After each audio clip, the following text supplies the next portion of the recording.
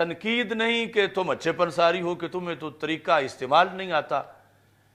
یہ اس پہ تنقید نہیں کی جا سکتی چونکہ وہ پنساری ہے اور یہ اس کا فیلڈ نہیں ہے۔ اور اگر پنساری کو کوئی M B B S surgeon سمجھ لے تو پھر خود اپنی موت کو وہ دعوت دے رہا ہے کہ اس کو پتہ ہی نہیں۔ یعنی پنساری کے قائم مقام آج ہے سٹور کیپر، میڈیکل سٹور والا، اب اس کو ہی اگر نسخہ لکھنے کا مقام دے دیا جائے، وہی نسخہ لکھے اور لوگ جو ہیں وہ M B B S doctor کا رخ نہ کریں کہ سب کچھ تو سٹور پر موجود ہے، تو اب اس سے بگاڑ پیدا ہوگا۔ کہتے ہیں عطار کامل اگر طبیب حاذق کے مدارک عالیہ تک نہ پہنچے معذور ہے، خصوصاً مالک اطباء حذاق، یعنی ایک تو نا سمپل طبیب حاذق، ایک وہ ہے جو سارے حاذق طبیبوں کا بادشاہ ہے۔ اگر اس بادشاہ تک کسی کا درجہ نہیں پہنچ رہا کسی پنساری کا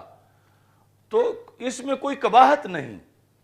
کیونکہ وہ تو طبیب بھی نہیں ہے چاہے جائے کہ ملک الاطباء ہو۔ تو امام بخاری رحمۃ اللہ علیہ وہ یعنی ایک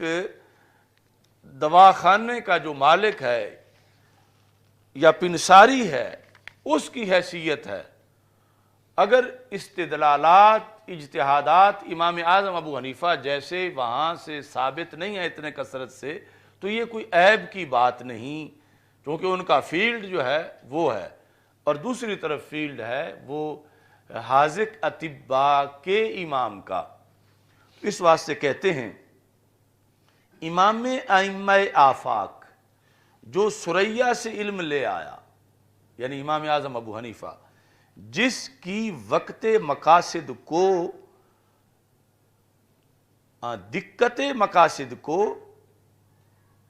اکابر ائمہ نے نہ پایا، یا وقت مقاصد بھی ہو سکتا ہے، بھلا امام بخاری تو نہ تابعین سے ہیں نہ تبع تابعین سے ہیں، امام اعظم کے 5ویں درجے میں جا کر شاگرد ہیں، تو وہاں تو کوئی مقابل تابعین میں نہیں مل رہا فقاہت کے لحاظ سے، تو تبع تابعین میں کہا ہوگا، اور پھر جو نہ تابعی ہیں نہ تبع تابعی ہیں بلکہ 5ویں درجے میں شاگرد ہیں، تو وہ امام اعظم ابو حنیفہ سے بڑھ کر کیسے ہوں، ہم پلہ بھی نہیں ہو سکتے۔ اس واسطے فرماتے ہیں ایک مثال دے کر، خود حضرت امام اجل سلیمان اعمش کے اجلہ تابعین و امام ائمہ محدثین سے ہیں۔ حضرت سیدنا انس بن مالک رضی اللہ تعالی عنہ خادم رسول اللہ صلی اللہ علیہ وسلم کے شاگرد ہیں اور ہمارے امام اعظم رحمۃ اللہ علیہ کے استاد ہیں۔ ان سے کچھ مسائل کسی نے پوچھے، کس سے؟ امام اعمش سے، جن کا اصل نام سلیمان ہے۔ اس وقت امام اعظم رضی اللہ تعالی عنہ بھی وہاں تشریف فرما تھے۔ امام اعمش نے ہمارے امام سے فتویٰ لیا،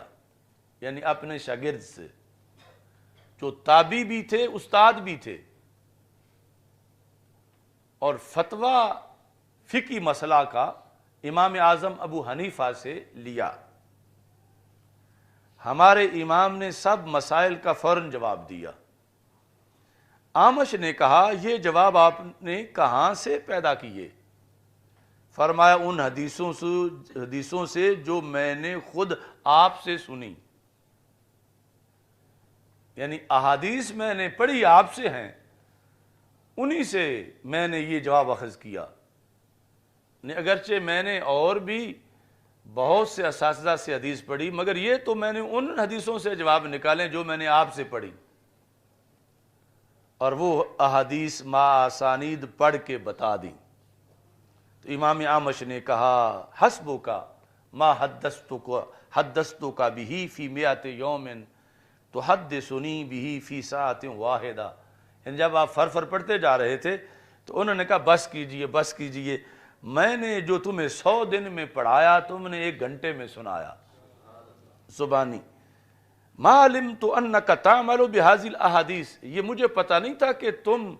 ان احادیث میں اتنا تدبر بھی کر رہے ہو، یعنی پڑھنے کے ساتھ ساتھ، یعنی میں تو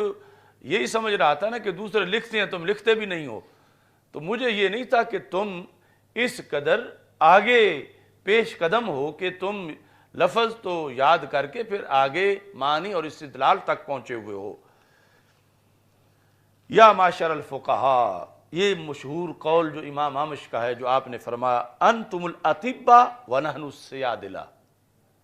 تم طبیب لوگ ہو ہم پنساری لوگ ہیں، نحن السیادلہ۔ اب جدید عربی میں سیدلیہ یہ کہتے ہیں سٹور کو، میڈیکل سٹور کو، یہ اب عمرے پہ جائیں تو یار اب کسی ملک میں سیدلیہ تو فلان، تو یہ میڈیکل سٹور کو کہتے ہیں۔ تو پرانی کے اندر پنساری کو کہتے ہیں کہ تم ہو طبیب اے فقہا لوگو، یا معاشر الفقہا، خود محدث ہیں امام اعمش اور انہیں کہہ رہے ہیں اے فقہا لوگو تم طبیب ہو، ونحن السیادلہ، اور ہم سٹور کیپر ہیں، ہم پنساری ہیں۔ پھر امام صاحب کو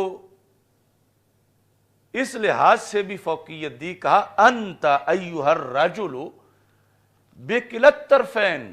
ابو حنیفہ تم صرف طبیب بھی نہیں ہو، تمہارے پاس حدیث کا ذخیرہ بھی ہے، یعنی تمہاری دونوں جہتیں ہیں، تم ادھر جو ذخیرہ ہے یعنی جڑی بوٹیاں ہیں جن سے دوائیاں بنتی ہیں وہ بھی ساری تمہارے پاس ہیں، اور پھر تمہیں یہ بھی پتہ ہے کہ ہر جڑی بوٹی کی خواص کیا ہیں اور ان سے دوائی کیسے بنتی ہے اور طریقہ استعمال کیا ہے، تو رب نے تجھے تو دوہری شان عطا فرمائی ہے۔ تو یہ یعنی مشہور قول ذکر کیا آپ نے اعلیٰ حضرت فاضل بریلوی رحمۃ اللہ علیہ نے، اور اس کے متعدد ماخذ ہیں، میں نے اس اپنے مقالے میں بھی اس کے ماخذ لکھے، اور امام اعمش نے یعنی ایسے تھا کہ کسی نے آ کے مسئلہ ان سے پوچھا اور کلاس لگی ہوئی تھی، اور امام ابو حنیفہ کلاس میں بحیثیت اسٹوڈنٹ بیٹھے ہوئے تھے، تو جب وہ مسئلہ پوچھا گیا تو امام اعمش کے ذہن میں جواب نہ آیا، تو یہ عقود الجواہر المنیفہ کے اندر تفصیل سے لکھا ہوا کہ اس میں امام اعظم ابو حنیفہ نے بیٹھے بیٹھے یوں کروٹ بدلی جس طرح کسی کو جواب آیا ہوا ہوتا ہے اور بولنے لگتا ہے، تو امام اعمش نے پھر انہیں اجازت دی کہ بولو آپ کیا بولنا چاہتے ہیں، تو اس طرح امام اعظم ابو حنیفہ نے جواب دیا، تو جواب جب دیا تو انہیں لگا کہ یہ جواب تو بالکل ٹھیک ہے، تو یہ تم نے کہاں سے حاصل کیا؟ تو انہوں نے فرمایا من الاحادیث، ان احادیث سے انت حدثتنیھا، جو آپ نے مجھے پڑھائیں یہ تو انہی سے لیا۔ تو اس پر انہوں نے کہا کہ یہ پھر جس طرح ایک پنساری ساری عمر رکھتا ہے جڑی بوٹیاں مگر دوائی کا پتہ نہیں ہوتا، تو ہم تو ایسے ہی پھر رہے، اور آپ کو اتنے دنوں میں ہی مجھ سے ہی پڑھ کر یہ معلوم ہو گیا کہ اس سے تو فلاں دوائی بن سکتی ہے، یعنی فلاں مسئلے کا حل بھی ان احادیث میں موجود ہے۔ امام اعمش کا یہاں وہ نہیں لکھا ہوا، دوسری جگہ اس عقود الجواہر المنیفہ میں لکھا ہوا ہے امام ابو یوسف رحمۃ اللہ علیہ کا واقعہ کہ وہ بھی ان سے پڑھنے گئے امام اعمش سے، اور پھر ایسا واقعہ پیش آیا کہ کسی نے پوچھا تو امام اعمش جواب نہ دے سکے،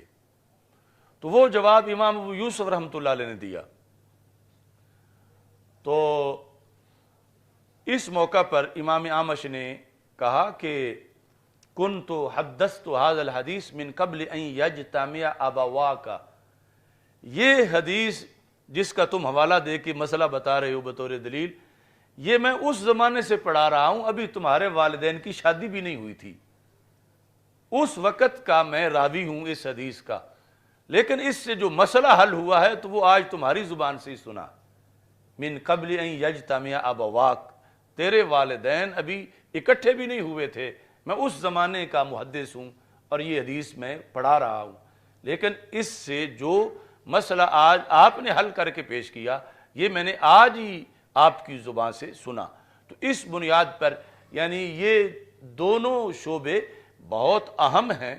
اور پھر افضلیت اس میں آ کر ہے کہ جس میں اصل مقصد ہے کہ لوگوں کو صحت ملے۔ یعنی آج جو گڑبڑ ہے زمانے میں بہت زیادہ، یہ اس بنیاد پر ہے کہ غیر مقلدین جو ہیں انہوں نے لوگوں کو سرجن سے ہٹا کر سٹور کیپر کی طرف متوجہ کر دیا ہے کہ فقہ کی ضرورت ہی نہیں، ہر چیز جو ہے وہ ویسے ہی معلوم ہے۔ یعنی امام اعظم ابو حنیفہ سے ہٹا کر اپنے محلے کا امام کہ جسے کچھ پتہ ہی نہیں، کہتے ہیں جو یہ کہے گا وہ تو مان لیں گے لیکن ہم تقلید نہیں کریں گے، ادھر فقہ کی طرف نہیں جائیں گے۔ تو ظاہر ہے کہ جس وقت معاشرے کے اندر سٹور کیپر کو یا پنساری کو پتہ ہی نہیں کہ علامت مرض کی کیا ہیں، ہو سکتا ہے وہ یہ سمجھ رہا ہو کہ اس کو ہیضہ ہے اور اسے ہیضہ نہ ہو، اس کے تو گھٹنے میں درد ہو، تو اب ہیضے کی دوائی گھٹنے کے درد میں کیسے کام آئے گی؟ یا ہو سکتا ہے کہ وہ دوائی ایسی ہے کہ جو پانی کے ساتھ لینی ہے اور دودھ کے ساتھ لیں تو وہ زہر بن جاتی ہے، تو وہ اس کو کہے کہ یہ دودھ کے ساتھ استعمال کرو۔ تو مرنا تو اپنی موت کے وقت پر ہے، لیکن ایک ہے صحت میں رہ کے مرنا، ایک ہے جاں بلب ہو کے کئی دن بیماری میں رہ کے مرنا۔ تو یہ غیر مقلدیت ہے زمانے کو بیمار کرنے والی، یعنی جب فقہ کو چھوڑ کر محض حدیث کی طرف اور لفظوں کی طرف انہوں نے لوگوں کو لگانا چاہا، تو اب اس میں یہ صورتحال جو ہے وہ معاشرے میں بنتی جا رہی ہے کہ لوگ پنساریوں اور میڈیکل سٹوروں سے وہ کام کروانا چاہتے ہیں جو کسی اسپیشلسٹ کا کام ہے، جس کے لیے بڑی شرائط ہیں، جس کے لیے بڑی احتیاط ہے۔ تو نتیجہ یہی نکلے گا کہ جب اسپیشلسٹ جو ہیں ان کے دروازے بند کرا دیے جائیں اور میڈیکل سٹور والے ہی سب کچھ کریں، تو پھر کثرت سے لوگ بیمار ہوں گے اور چھوٹی بیماری بڑی بیماری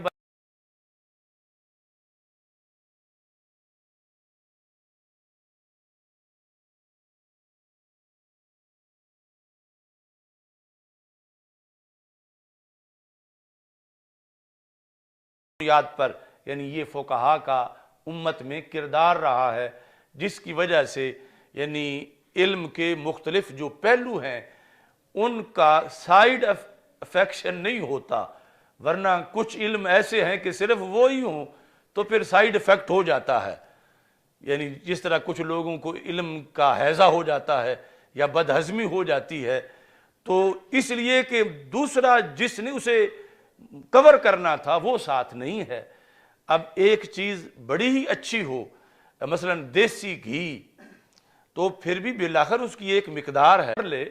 وہ علم میں صحابہ کے برابر ہو جاتا ہے بلکہ بڑھ بھی جاتا ہے۔ یہ میں حوالہ آپ کو بتاؤں گا، وحید الزمان نے یہ لکھا ہے ابن ماجہ کی شرح کے اندر۔ تو ان کے ہاں بہت جلدی بدہضمی ہو جاتی ہے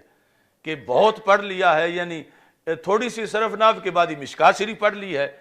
تو پھر اس سے آگے جو ہے وہ پھر اپنا تفریعات شروع کر دیتے ہیں، اور وہ کہ جس کے اصول ان کے بڑوں کو بھی نہیں آتے تو وہ استدلال جو ہے وہ شروع کر دیتے ہیں۔ اس کی ایک مثال یہ جو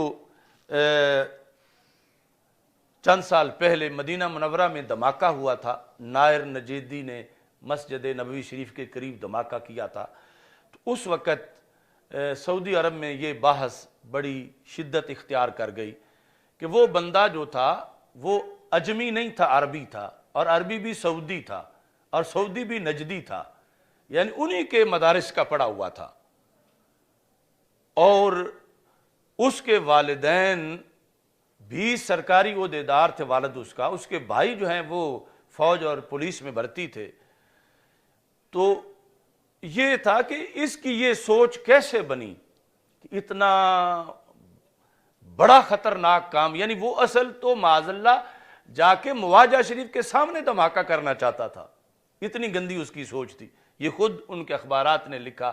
کہ وہ اصل اندر داخل ہونا چاہتا تھا اور باہر ہی اس کو پھر فائر لگا اور وہ پھٹ گئے بم وغیرہ. تو اتنی کمینی سوچ اور اتنا بدبخت کہ وہ ریاض الجنہ سے آگے جو بڑا مقام ہے رسول اکرم صلی اللہ علیہ وسلم کا روضہ پاک، وہاں جا کے پھٹنا چاہتا تھا. تو ایسی سوچ کیوں بن گئی؟ کیونکہ وہ نجدیوں سے آگے پرموٹ ہو کے داعشی بنا ہوا تھا، داعش سے اس کا تعلق تھا. تو ان کا یعنی وہابیت کا ہر نیا جنم پہلے سے زیادہ خطرناک اور زیادہ بدبخت ہوتا ہے اور زیادہ دین سے دور ہوتا ہے. تو اس پر پھر وہ کالم لکھے گیا مختلف اخباروں میں نے وہ سارا لٹریچر اکٹھا کیا. تو خود وہاں کے جو سکالر تھے، علماء تھے، انہوں نے ایک وجہ یہ بیان کی باقی وجوہات کے ساتھ